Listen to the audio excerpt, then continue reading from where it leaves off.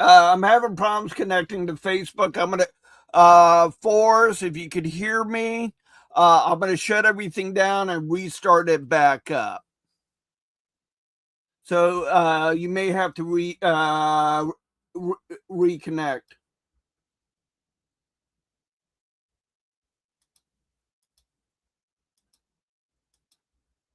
Alrighty.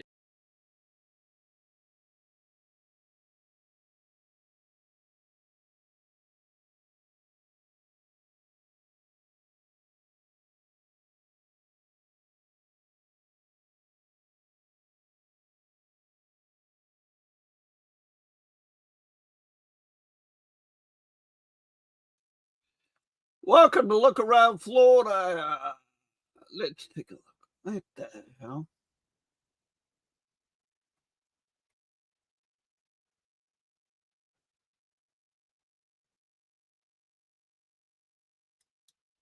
Let's try this. Okay.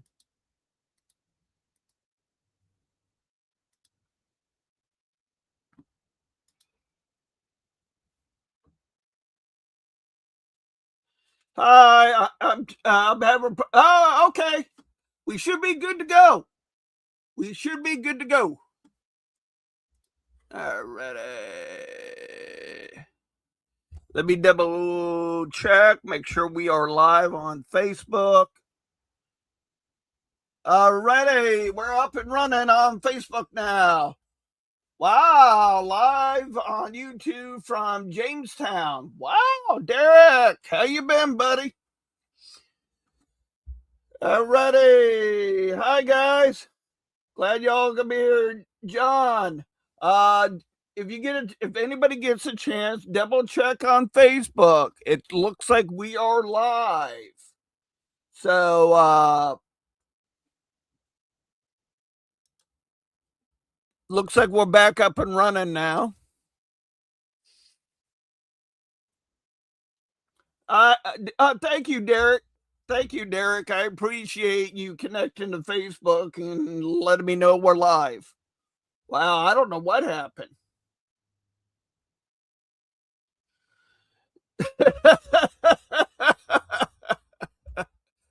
I really don't know what happened. You know, we do have our special guest, Commander Forrest Daws. He's in timeout right now. We'll be bringing him up shortly. Glad y'all could be here tonight. I really appreciate it. So when you join in the chat, just type in hi and where you're located. Oh, hey, buddy. Good to see you from the Tennessee division. So we're up and running. So far, so good. Alrighty. Like I said, we do have quite a bit of events coming up. Bobby Van Zant, the man with the plan. Bobby, was that the Temptations you were hanging out with earlier? Looked like you were having a fun time.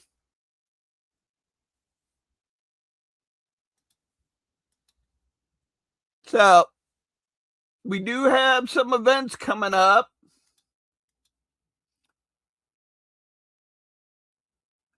There we go.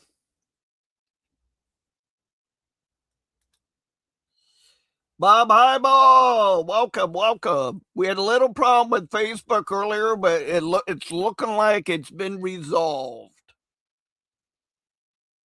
Charles LeRay's in the house. Welcome, sir. Like I said, we do have Forrest Daws in the background. So let's get rock and rolling so we don't eat up too much of his time. We do have this event coming up this weekend at the Turner Center in Arcadia from 9 a.m. to 3 p.m., the Pioneer Days of Arcadia. I will be there with the booth. The Arcadia camp will be there with their displays.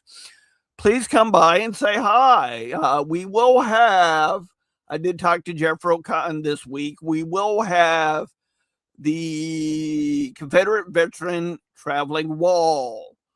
If everything goes good, I am planning on going live at this event this Saturday. Come join us. We do have this. Wait, that says March. Yeah. Whoop. This event just happened last weekend.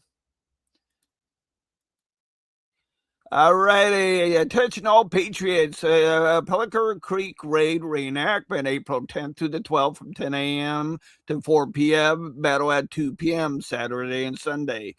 Location is the Florida Agriculture Museum in Palm Coast, Florida. Come check it out. My camp with the Arcadia Camp are teaming up for this event Saturday, April the 18th, 2025 at 10 a.m. at Fort Ogden Cemetery.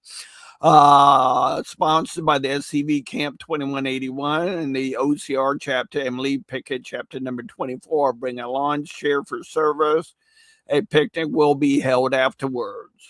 If you want more information on this event, you can please get a hold of me or if Ron Jones pops in the channel. We have this event coming up. Liberty Bell Museum presents Civil War Days, April the 25th, 10 a.m. to 3 p.m., 1601 Oak Street, Melbourne. The Melbourne camp and various other camps on the East Coast do show up to this event and have displays. We also have where was it? I just seen it. Wait. Let me get back to it. Please set your calendars, not this weekend, but next weekend, Saturday, April the 4th at 11 a.m. The Florida Cal Cavalry Monument dedication in Dade City at the Pioneer Museum on Pioneer Museum Road, Dade City, Florida. Please come by and hang out. If you do have uniforms, flags, and rifles, we are putting together a color guard. If you want more details about the color guard or rifle squad, please reach out to Jerry Peacock. Speak of the devil, he just joined the channel and he does have a drum and he does travel. So please come in. All these events that are coming up, please come and support your local SCV camps and OCR chapters. They will appreciate you guys coming in to support them. We are a family here in Florida. We do support each other. SCV, OCR, and UDC. With that being said, please give a warm welcome to Forrest Daws, the commander, division commander of Mississippi. And I don't happy to be here. Remember what other positions you have, sir. Well, I appreciate the opportunity to be here this evening. Thank you, sir. All righty. I'll let you roll with it. Okay.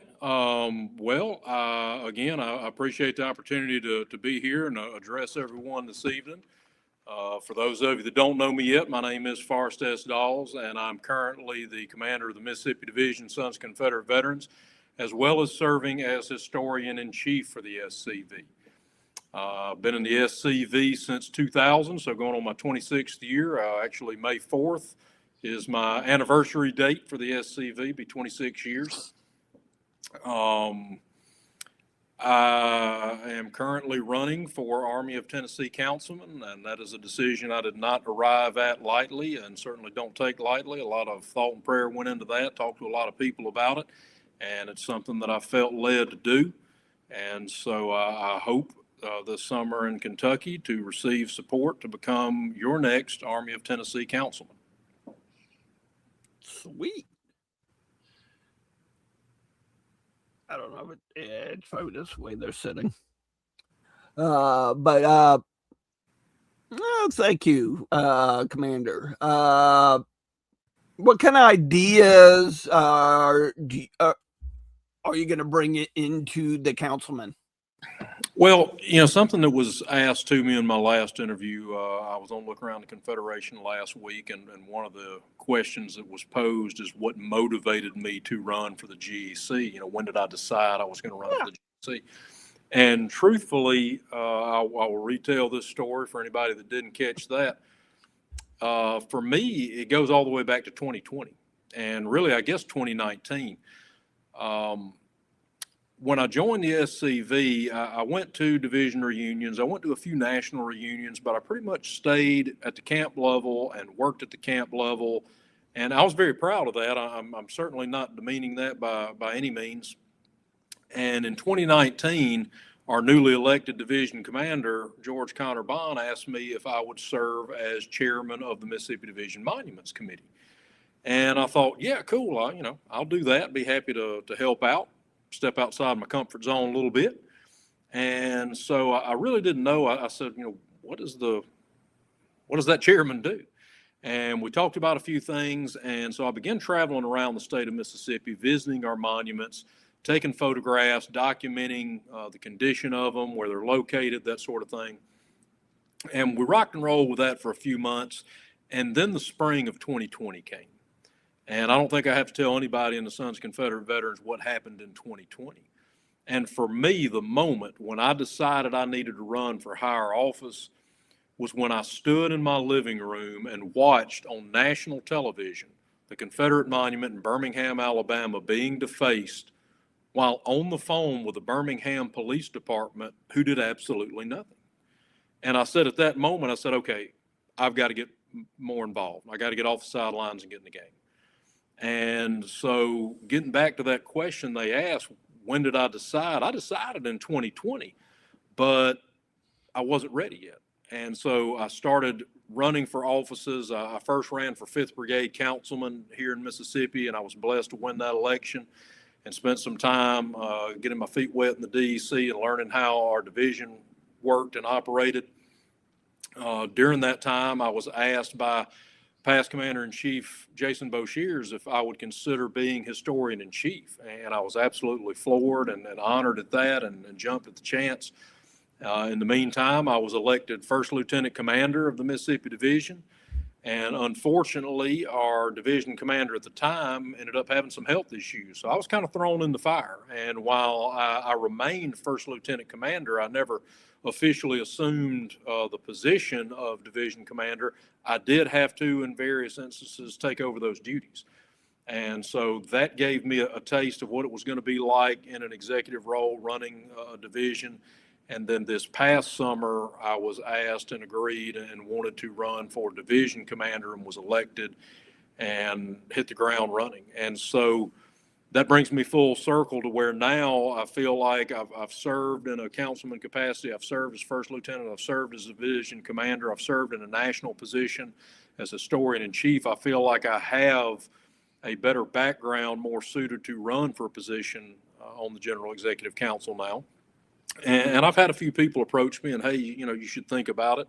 And I was very flattered, but I did want to wait, and I do feel more prepared now. I've attended the last several GEC meetings, again, trying to be there, get a feel for how the organization operates at that level. And I want to have that opportunity. I tell people something that stuck with me back in 2022 when Commander Boshears was elected. He said, a lot of people want the title. I'm here to do the job. And that really stuck with me because, to be perfectly honest, I don't care what neck ribbon I've got on. I don't care what title I hold. I want to do the job. And so when people ask me, why do you want to be Army of Tennessee councilman, it's not to have the title. It's to do the job. It's to have that opportunity to bring some fresh ideas and work for the people of the Army and for the overall organization. And so some of the specific things, if you want to ask and get into that, is really mimicking some of the things I'm trying to do right here in Mississippi. One thing that I mentioned, for example, is we created a division cadet membership.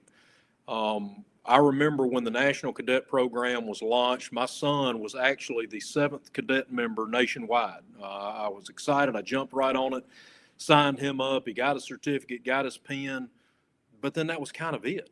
He was a cadet, but there wasn't really anything for him to do. He's not a member. He can't vote. I brought him to camp meetings and reunions and that type thing, but he wasn't really engaged. And I said, we need to not only get these young people in, we need to engage them. And so we created the Mississippi Division Cadet Program. And specifically, it's geared toward teaching our young boys and engaging them so that by the time they turn 12, they understand the organization, they understand what we're trying to do, they've got some education in our heritage, and they're ready to hit the ground running. And so we've broken things up. We've got age-appropriate activities. We're not going to have a 5-year-old cadet doing the same thing that an 8-year-old cadet's going to be doing. It's going to be a building, a gradual process. And so I'm excited about that, and I would like to see those changes implemented at the national level to where we're doing things to engage our young people. Another thing I did here in Mississippi is we have our traditional, like most every other division, we've got our recruiting and retention committee that's chaired by the first lieutenant commander. But as you and I were talking before the show, and I'll recap that, we had a workshop here in Mississippi. We've had a couple this year. And back in November, my first lieutenant commander of Mississippi Division, Terry Arthur, hosted a recruiting and retention workshop. And one of the things that was brought up in that, and I thought it was a great analogy, you don't fish in the Gulf with the same tackle that you fish in the river with. And you don't fish in the river like you're going to fish in the pond. And, you don't try to catch a catfish the same way that you try to catch a tuna. They're two totally different species. You got to go after them in different ways. And recruiting and retention is kind of the same way. There is no cookie cutter, one size fits all for our recruiting issues. And so one thing I did was I created a separate committee that targets under 40. So it is staffed by people, it is manned by people that are in their 20s, 30s, that understand that they're not going to talk to those people the same way that we would talk to a prospective member that's in their 40s, 50s, 60s, 70s. And it's not that we're turning our back on that membership, not by any means, but it is a different way that we're going to go about recruiting those. And so it makes sense to me, hey, let's have a group of people that focuses on this group and this target audience, and then let's have another group that focuses on this target audience. So that's another thing that I would like to explore at the national level is let's look at some different ways to recruit based on age, based on where you live. Again, you're probably not going to recruit in an urban area the same way you're going to recruit in a rural area. And those are things that we need to talk about and discuss. And so those are just a couple of ideas and things that I'm excited about. And then really, I want to hear from the membership, and I want to hear from the other people on the GEC. I'm blessed to serve on the board of directors at Beauvoir, the last home of President Jefferson Davis in Biloxi. And we have a 5-member board of directors and a 5-member board of trustees that serve as a combined boards. And our chairman of the board frequently says 10 heads are better than one, so when we check our egos and put that to the side and put the organization first, at the end of the day, I don't really care whose idea something was. If it's a good idea, let's do it. If it's a bad idea, well, maybe we tried and it didn't work. Okay, let's put that aside and move on and try another idea. Mm-hmm. But I think sometimes in this organization, we get some people that are so bent on it's got to be my way or it's got to be my idea. When we start looking at it like that, it stops being about them and it starts being about us. And it's not about us. It's about our ancestors. It is about our mission, but it's not about us as individuals. And I think we've got to get back to that. Not saying that we don't have a lot of members that do view it like that, but in my opinion, that's just something that we need to work on. And that's something that I hope to have the opportunity to bring to the table after this summer. Cool. Yeah, because I like your idea on the doing something with the cadet program. I have a member of my camp. We just made him a full member. That to honor his late father, he was a cadet. Right. Yeah. I've heard from him. I've heard from his mother that there's nothing really to keep him interested. And that's, people ask me all the time, and I'm going to brag on him for a little bit. He's my son, but I'm going to brag on him. And people ask me all the time, what did you do? Because let's be honest, there are not a lot of people in their 20s that are as on fire for the cause as my son. And it's really simple. I started bringing him to meetings before he really knew what was going on. I involved him in projects. One of the first things that he did, that he'll tell you, one of the first things he remembers is every April, he knew we were going to go to the cemeteries and put flags out. Now, I don't know that he fully understood, who we're putting them out for and why we're putting them out and all that. Didn't really matter. He was involved. He was engaged. And as he grew and as he understood, that foundation was there. The Bible says, train your children in the way that should come up, and then when they grow up, they're not going to stray from that. Obviously, that's paraphrasing, but basically, we've got to start at a young age and pour that foundation. And sure, when they get in their 20s, 30s, trying to raise a family, get a job, they might not be as active, but that foundation's been poured. And now when they get to their 40s, 50s, 60s, when they get to a point in their life where they can be more involved, they're going to remember back to those guys that showed me the way, that made sure I was prepared and understood what this fight is all about. Now I'm at a point in my life to where I'm ready. So I really do think it's a full circle thing. There's been a lot of talk about youth recruiting over the last few years. And again, I want to reiterate, I'm not saying we stop recruiting people in their 40s, 50s, 60s and up. I'm saying that we also need to target on the teens, 20s, 30s, and we're not going to recruit them the same way that we're going to recruit people that are my age and up. It's just a fact of life. So changing the strategies and how we recruit is part of it. And it's twofold with a cadet. Yeah, one, we're laying that foundation for them, but two, we're making it easier on that cadet's father to be involved, because now I'm bringing my son with me. Now it's a family activity. I'm engaged with the people of my age group, but he's engaged with the people of his age group. And I think that's going to bear fruit if we'll give that an opportunity. Good point. Good point. About bringing the family involved. I've seen that actually work down in my area. Due to the fact I have a father and son. They come to camp meetings, and when we do get-togethers, the whole family comes out. Absolutely. So that does work. I mean, in my opinion, and from what I see, other people may have different opinions and different ideas. Well, at the end of the day, here's the truth of it. Yeah. We're competing with so many other things out there. There was a time in this nation's history to where, one, you didn't have a lot of downtime, and when you did, you didn't have a lot of money to do anything with it. But now we are so blessed. People talk about, and I'm not making light of it, times can get tight, but I promise you right now, they're not as tight as they were in the Great Depression and the times that my grandfather went through. And we're able to travel more. We're able to go and do more, and there are more options. And so when we're asking people to come to an SCV meeting or an SCV event, what we're also asking them to do is not go to a ball game, not go to the movies, not go and camp, not go and hunt. We're asking them to choose us over all the other options that they've got. And we make that choice a little bit easier when we involve the whole family, and when we make it a family-friendly environment, and when we make it something that, the SCV has been huge for the relationship between me and my son. It's something that we share, it's something that we love, that we're both passionate about. And he has literally grown up in the organization. He held his first camp office when he was a teenager. And now he holds national office, he holds division level office. He's on fire for the cause. And, I would be willing to bet that he and I discuss something SCV related on a daily basis. And it all started with that cadet program and getting him involved at an early age. True. Since you've been involved with the SCV outside of your camp, Right. have you came across people that you may share an ancestor with?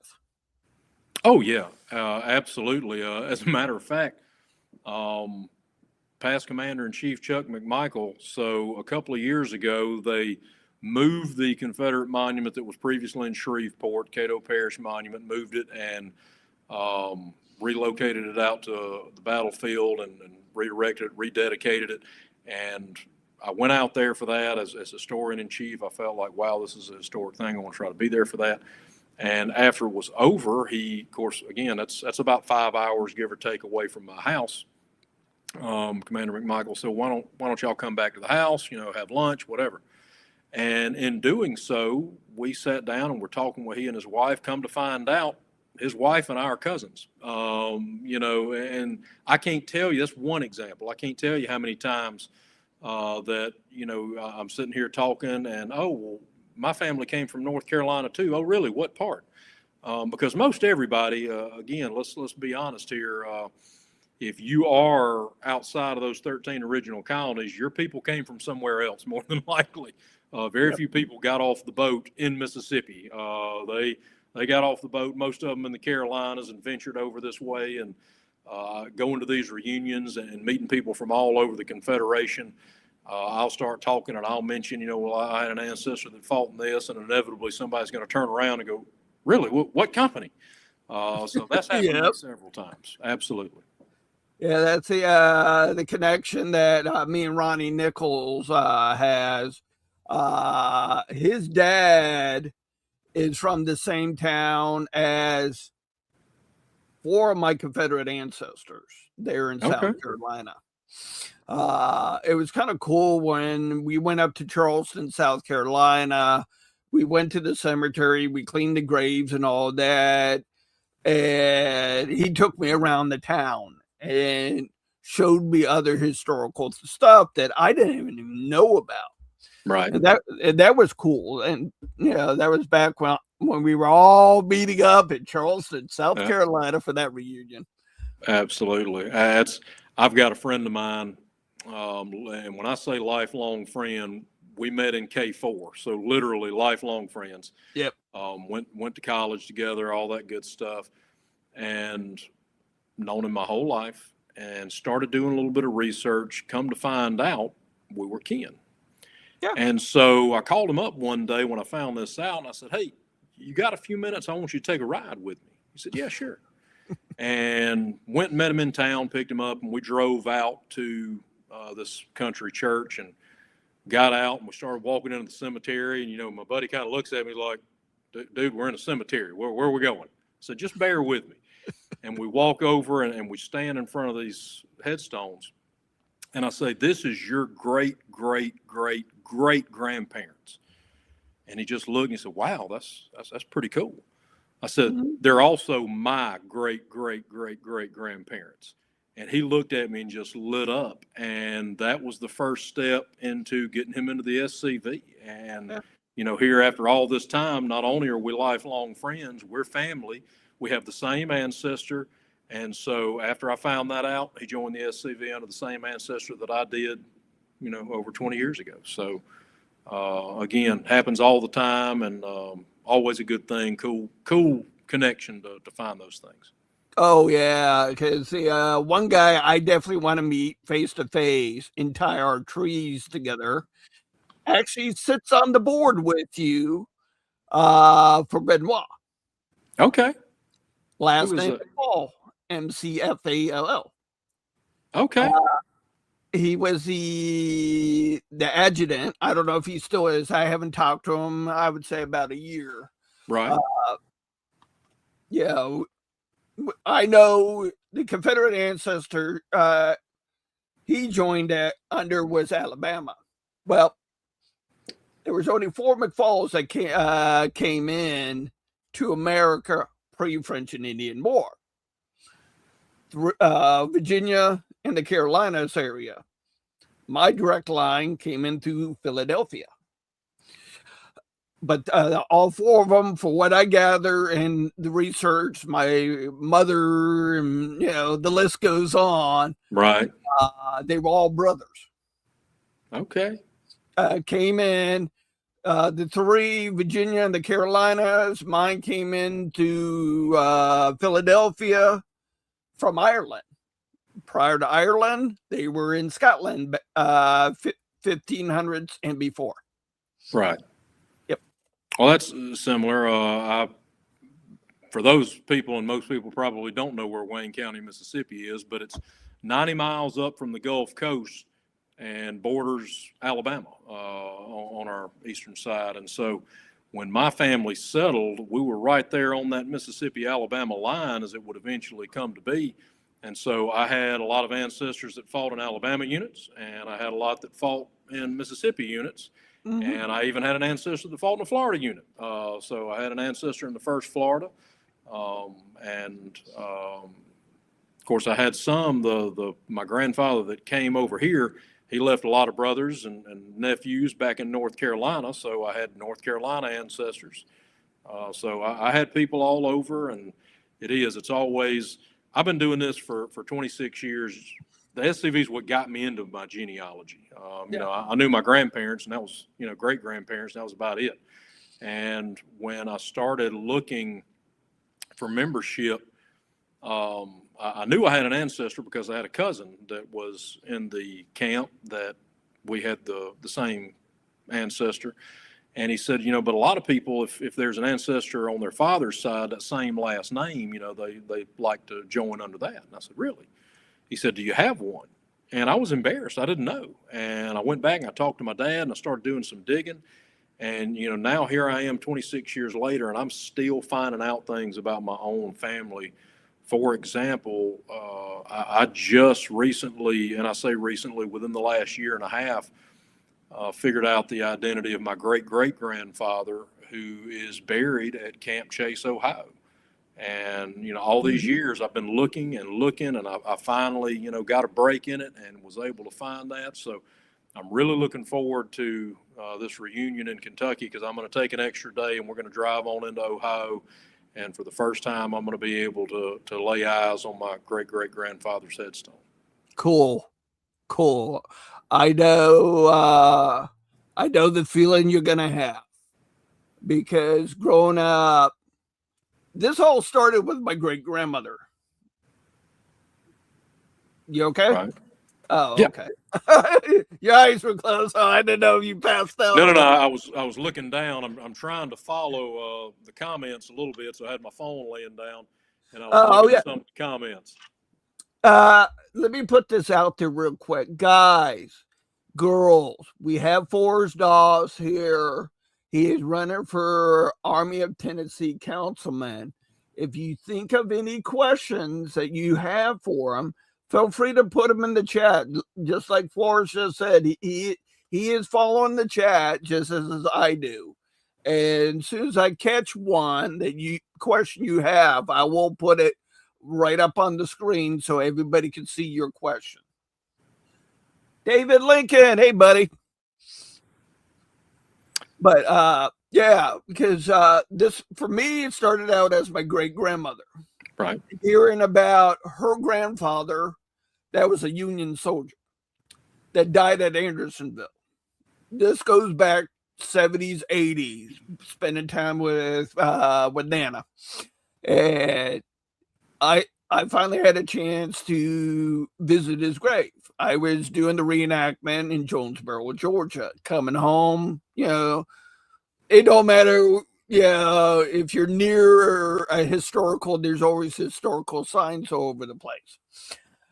I followed the signs and I went there and went in the building, told him, I called my uncle, my grandmother's brother.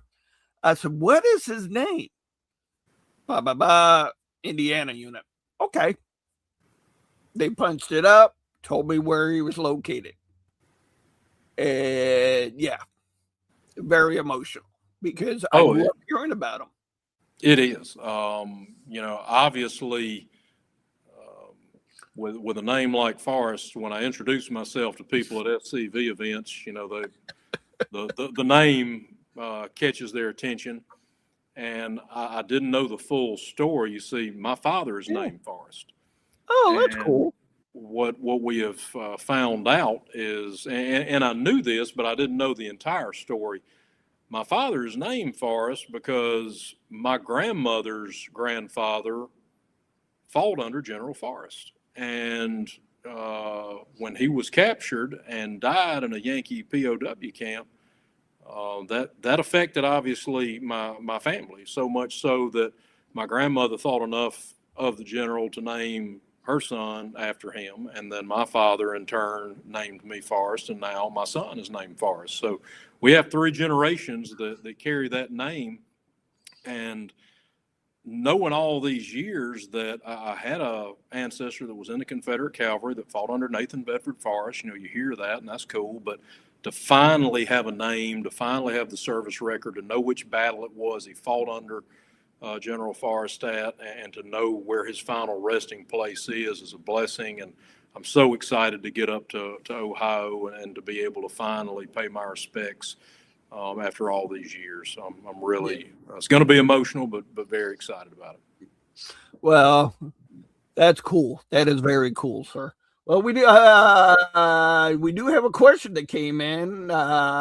You can beat him up later. This ain't your son. Okay. Derek out of the Tennessee division. Okay. Well, yes, I do. I have a background in coaching and education. Something I really had not intended to do. If you would have told me in high school that's what I was going to end up doing, I would have called you a liar. The way that whole thing went about, people ask me all the time, why do you teach history and government? And my reply is because history and political science were good pre-law majors. My intent was to go to law school. And I took the LSAT, applied, got accepted, all that stuff. And my alma mater, my high school, called me up and asked if I would be interested in coming back and helping coach for a season. And the college where I got my first bachelor's degree was on the trimester system. And my classes had just ended, and it was going to work out there with that winter trimester that I was going to be free and available to do that. And I said, yeah, that'd be fun. I kind of miss playing ball. I'll go back and do that. And in doing that, I was on campus and, well, hey, we need somebody to sub for these classes. And I started subbing and teaching a little bit. And I fell in love with the profession. And I did a pivot, no pun intended, and went down that path in life. And I coached basketball for 22 seasons. I retired from that a couple of years ago and slid over into administration. I'm the athletic director now at Wayne Academy in Waynesboro. And I still teach a couple of classes. And insofar as that question, how does that bring something to the table?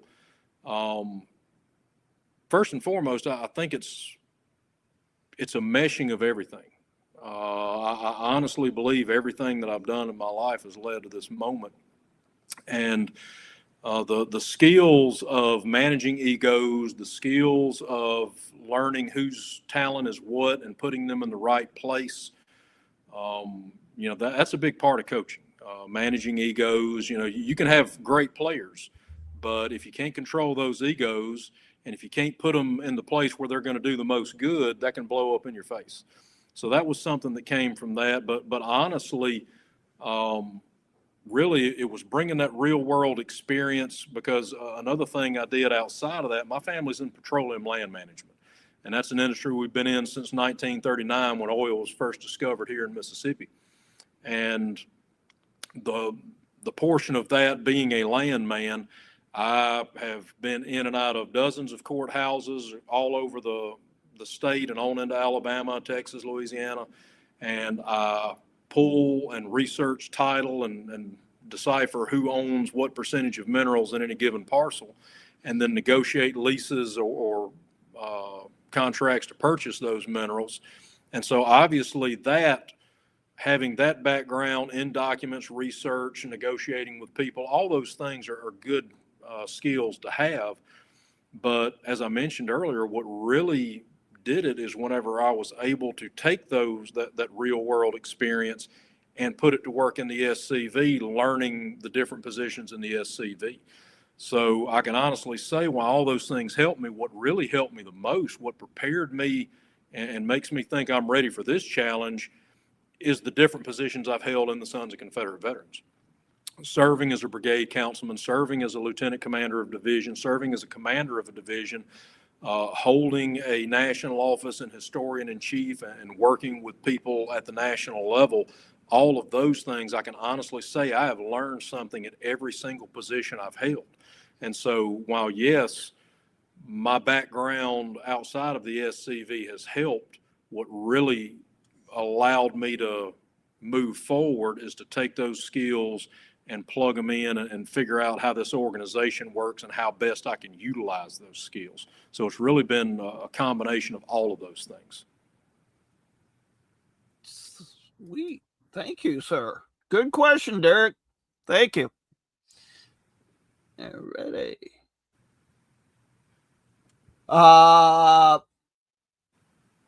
Yeah, I know you touched on the cadet program. Yes, sir. What other ideas or that you want to bring in as councilman? Well, we've talked about this, and I believe you and I were talking about it earlier, but an online presence, both our website and social media, to me is crucial. Again, I can't tell you how many people. Well, I'll give you an example. I guarantee you, out of the last 20 or so speaking engagements I've had, 75% of them I've been contacted through social media. People have reached out on Facebook Messenger. It's such a tool, and I feel like we are underutilizing that tool. I'm excited that the current council has finally started to pay a little bit of attention to that and move in that direction. But I think having an updated, fully functional website is crucial. And I think that having a larger push in social media, one, it's far cheaper than traditional media.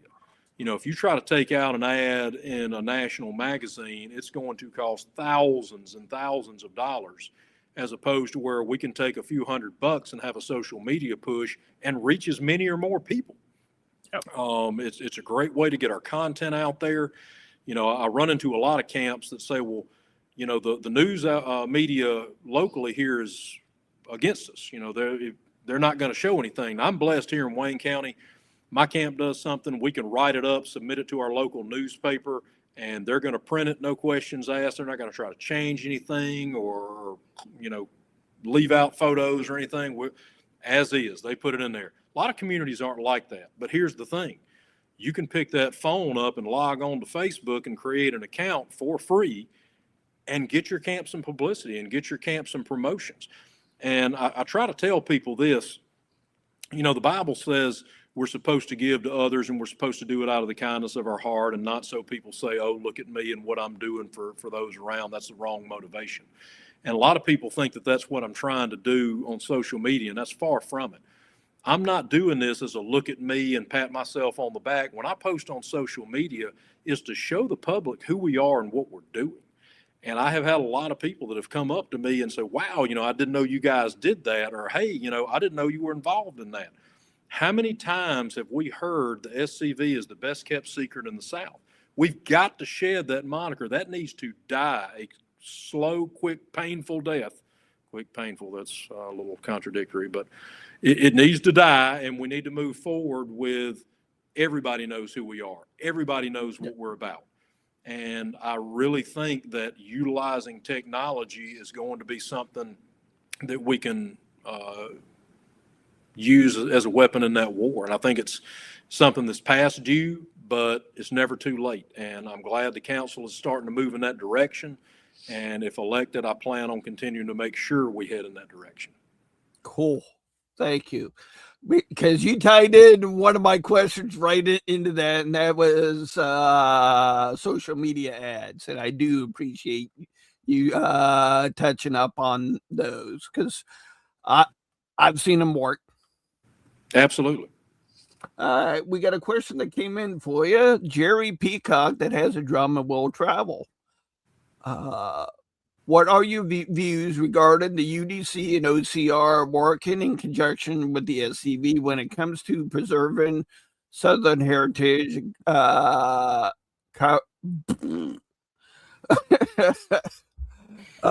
Should we not honor them since we are brothers and sisters, fight for the cause? I'm sure you're reading it just as much as I am, and absolutely, Jerry, I couldn't agree more. You can have separate organizations and still work together. That is possible.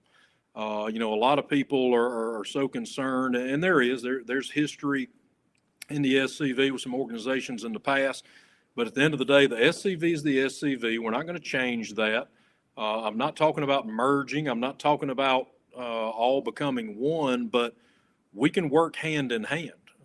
That absolutely can happen. When we have events here in Mississippi, I'm going to reach out to the UDC. I'm going to reach out to the OCR. I'm going to reach out to all the organizations that champion Southern history and heritage and give them an invitation and make sure they know what's going on. And we would love to have them show up. If there's any way that we can help, what can we do? Give you an example. The Jefferson Davis Highway, portions of it run through the state of Mississippi. And just south of Jackson, there was a Jefferson Davis Highway marker that came down during some construction several years ago. Well, the highway construction finally stopped, and everybody that's in our circle started saying, okay, you're done. Where's our monument? Why is it not back out? And that's a UDC monument. And we were able to get it back out. The UDC wanted to have a rededication and a ceremony. Absolutely. What can I do to help? If you need me to speak, if you need me to try to get a color guard, let's work together on this thing and bring light to the fact that, we've got a victory here. I've seen that going around on social media, SCV success. That was an SCV success. And it doesn't matter if the UDC took the lead on it, if we took the lead on it. Quit worrying about who gets the credit and just get the job done. Yeah. And Amen. So absolutely, I'm all in favor of working with UDC, OCR, separate organizations. You run yours, we'll run ours. But at the end of the day, there's absolutely no sense why we shouldn't work together. In fact, just the opposite. We should be ashamed of ourselves if we don't try to work together. I want to touch up on that. Does that also include like the MOSB, the Southern Cross? That's a touchy subject for a lot of members, and I'm going to share my views and my thoughts, and those are my views and thoughts only. Yeah, absolutely. Again, I know there's history there. I'm not going to get into the pointing fingers and talking about the coup and everything that happened back in 2005. Newsflash, that was 21 years ago. I'm not saying let's, slip and get into the same predicament that we were in 21 years ago. But once again, separate organizations doesn't mean we can't work together. Doesn't mean that if there's an issue that is near and dear to both of our hearts, we can't both be there in support of that organization. Why in the world can we not? Again, I'm not saying merge. I'm not saying anything like that. The SCV is the SCV. It is governed by our people. But yes, if another organization comes up, walk into the National Confederate Museum. Go look at some of those beautiful display cases. Where did a lot of those come from? Southern Cross. Yep. We can and should work together on certain issues. Long as everybody stays in their lane and understands, who's running which organization and that sort of thing, I see absolutely no reason why we can't work together. Correct. Yep. Thank you. All right, Jerry, I hope that answers your question. Donald Gaines, welcome, buddy. Good to see you. And, sir, your son has joined the chat. His class must have either taken a break or he's gotten done early tonight. Either or. Exactly, Al. Just like Forrest said, at the end of the day, the UDC's the UDC, this group, that group, we are the SCV. Put it aside all that stuff and let's get the mission done. We're all here for the same thing, honoring our ancestors. Well, Derek asked earlier about my time as a coach and an educator, and one of my favorite things that I would tell my players, I put together playbooks for my players, and I had a section in there on quotes from various coaches, players over the years. And one of the quotes that, and I'm paraphrasing now, I'm getting older, my memory's not what it used to be, but it said, it's amazing what you can get accomplished when you don't care who gets the credit. And Yep. I challenge our members to think about that. And don't get me wrong, I'm not going to sit here and lie to you. There are things I've done in this organization that dadgummit I'm proud of. And Yeah. I'll stick my chest out a little bit and say, yeah, I'm proud I was a part of that. I thought that was a pretty good idea myself. But at the end of the day, that's not what defines it. That's not what it's about. If I have an idea and it works, great. If I have an idea and it comes up short and you've got an idea and it does work and works better, I'm going to be the first to pat you on the back. I'm going to be the first to roll up my sleeves and help you out, because at the end of the day, your success is my success. If you're succeeding, I'm succeeding, because we're both a part of the same organization and we both have the same mission. And honestly, I think that's the source of a lot of the infighting, I'll say, that you see in our organization. At the end of the day, we all want the same thing. We just don't always agree on the best way to go about achieving that. And I keep going back to him, but something Jason Boshier said, and I forget which article it was in, but during his administration, one of his commander articles discussed the "I'm more Confederate than you" syndrome. And I fully believe that's a thing. Well, I'm a part of this, so that makes me better than you somehow. Look, I don't care if you're into Metcalf and you wear a vest and you ride and you go participate in these events, great. If you're a reenactor, living historian, and you dress up as an 1861 soldier and go reenact and put on living history events, great. If you go out to cemeteries and you've got your CERT certification and you're going out there cleaning headstones and repairing headstones, great. One's not better than the other. It's all different things, but we're all honoring our ancestors. Find what you bring to the table and bring it to the table. Stop worrying about what you're not doing and start focusing on what you can do. Yep. Yeah, because there's a quote that Robert E. Lee talks about, and it talks about duty. Yeah, do no more and no less. I mean, I'm paraphrasing it a little bit. That's right.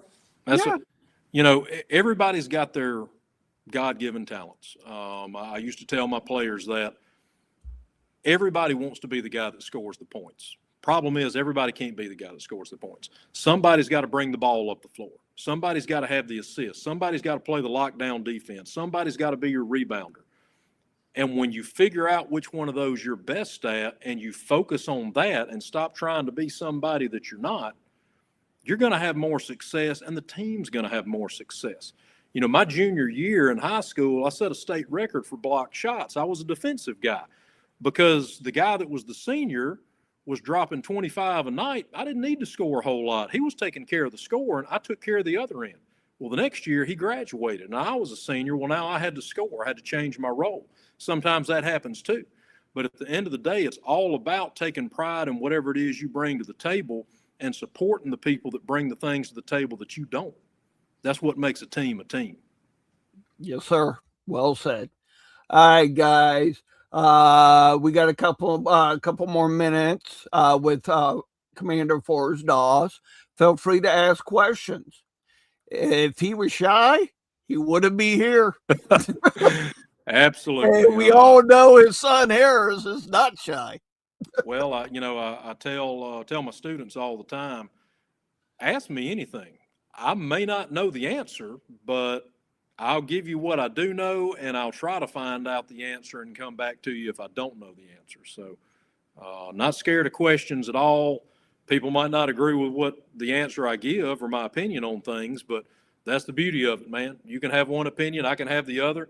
And at the end of the day, you may change my mind and I may change yours. And that goes back to checking the ego thing.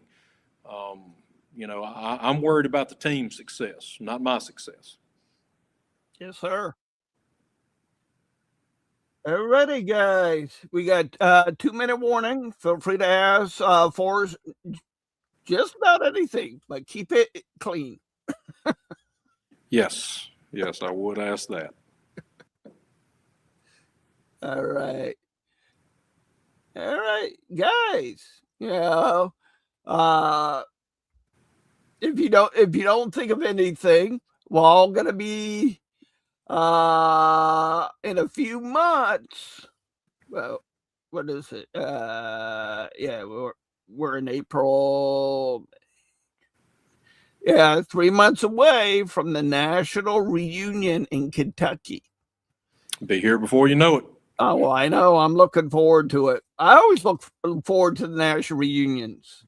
I do too, and I got to be honest, I'm really looking forward to this one. I've been looking forward to this one since I found out it was going to be in Kentucky. So the fact that I've ended up running for an office is icing on the cake. And again, I've tried to tell people this: whether I get elected, don't get elected, my mindset's not going to change, and how I attack our enemies is not going to change. What I've got around my neck or what title I've got out by the side of my name, I'm not going to sit here and say it's not meaningful to me. It would be a great honor to be the Army of Tennessee councilman. But at the end of the day, I'm here to do a job, and I'm here to fight for our ancestors in this organization, and I'm going to do that one way or the other. Cool. And alrighty. Mr. Daws, I do appreciate you taking time out of your busy schedule to come on tonight, and so the guys and girls can ask you questions and kind of know who you are prior to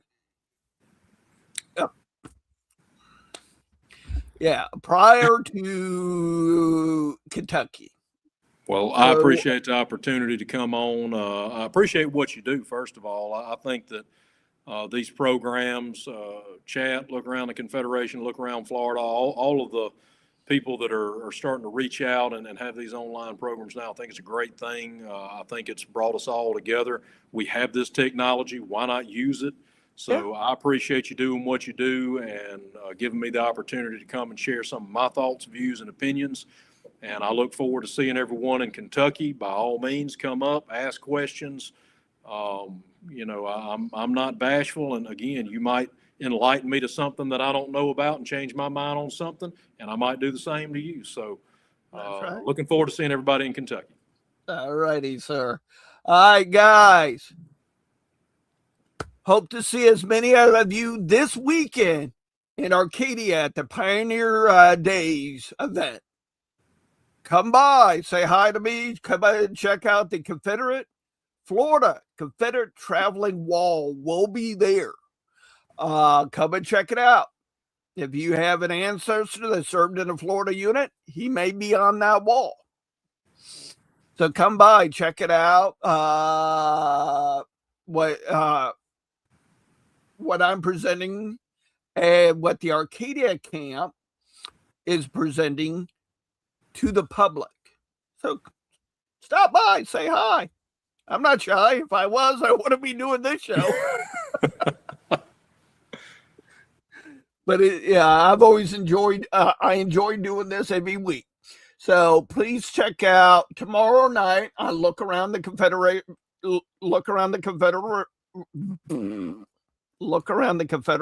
with Moose, aka Harris Daws, the son of Commander Forrest Daws. That's tomorrow night at 8 p.m. For us here in Florida, where majority of us are Eastern Standard Time. So please check that out tomorrow night. Until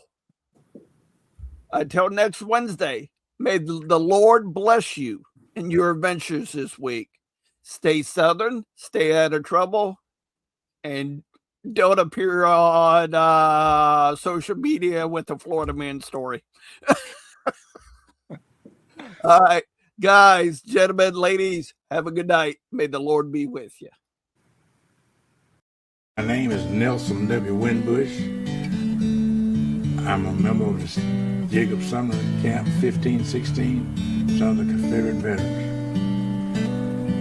My reason for joining the Sons of Confederate Veterans, after the NAACP declared they would destroy and remove everything Confederate, in 1990, I decided that I would do all I could to make sure that people understood what the Confederacy stood for.